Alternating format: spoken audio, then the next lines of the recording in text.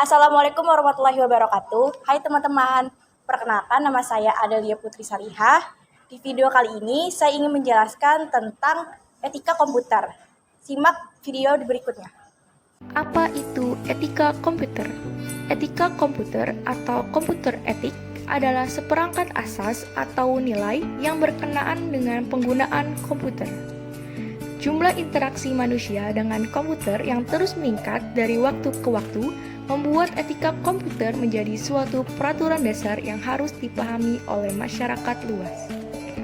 Sejarah etika komputer era 1940 sampai 1950-an diawali oleh Profesor Norbert Wiener yang mengembangkan suatu meriam anti pesawat dan mampu menembak jatuh pesawat tempur. Hal ini termasuk perkembangan teknologi dari etika.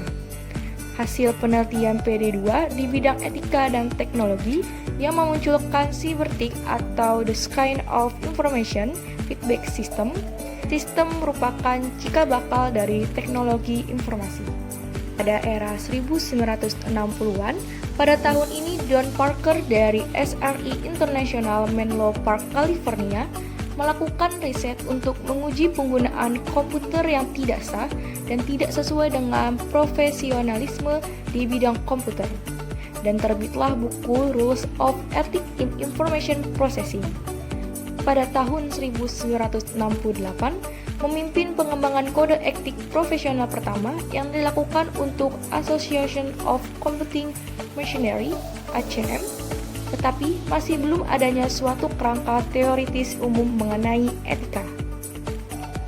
Pada era 1970-an, Joseph Weizenbaum menciptakan suatu program ELIZA, yaitu tiruan dari psikoterapis Gregorian yang melakukan wawancara dengan pasien dan sebagai bukti bahwa komputer akan segera mengotomasi psikoterapi. Pada tahun 1976 diterbitkan buku Computer Power and Human Reason, hubungan antara manusia dengan mesin. Dilanjutkan oleh Walter Manner dengan melakukan kursus eksperimental mengenai komputer etik di tingkat universitas 1970 sampai pertengahan 1980.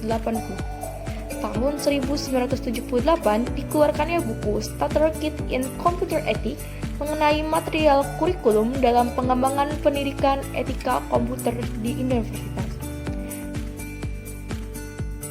Era 1980-an, pembahasan Computer Enabled Crime atau kejahatan komputer, masalah yang disebabkan kegagalan sistem komputer, invasi keleluasan pribadi melalui database komputer, dan perkara pengadilan mengenai pemilikan perangkat lunak. Disimpulkan bahwa etika komputer yaitu suatu disiplin ilmu. Pertengahan 80-an, James Moore membuat artikel yaitu What is Computer Ethics? Kemudian Deborah Johnson membuat buku teks Computer Ethics.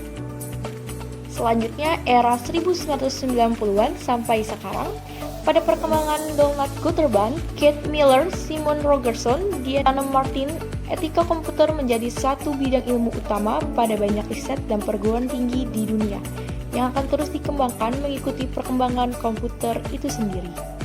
Isu-isu pokok etika komputer. Yang pertama adalah kejahatan komputer. Kejahatan komputer seperti membuat virus untuk menginfeksi komputer, melumpuhkan layanan sistem komputer dengan teknik DOS, mencuri data penting atau pribadi dari komputer orang lain dengan teknik carding. Kedua ialah cyberetik. Cyberetik seperti mengirim spam kepada email orang lain, penyebaran virus melalui jaringan internet, sniffing jaringan wifi untuk mendapatkan password dan username penting. Tiga ialah e-commerce. E-commerce seperti menjual hardware atau komputer bajakan melalui media online, pemalsuan tanda tangan digital, pelanggaran kontrak pembelian. Yang keempat adalah hak cipta. Hak cipta seperti menjiplak proyek atau produk IT orang lain, menggunakan OS yang tidak orisinal, membajak software untuk keuntungan pribadi. Dan yang terakhir, yang kelima adalah tanggung jawab profesi. Tanggung jawab profesi seperti menyelesaikan proyek dengan molor atau tidak sesuai waktu yang ditentukan. membuat proyek dari klien dengan asal-asalan, sering terlambat dalam menjalankan profesinya di bidang IT. Dalam menggunakan komputer, ada beberapa hal untuk tidak boleh dilakukan.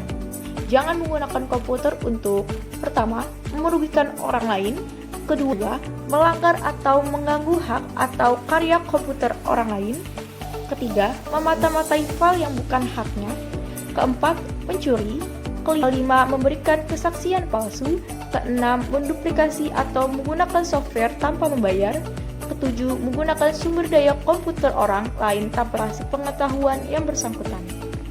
Berikut merupakan video pencurian data orang lain atau biasa disebut hacking. Terima kasih telah menonton video ini. Semoga bermanfaat. Wassalamualaikum warahmatullahi wabarakatuh.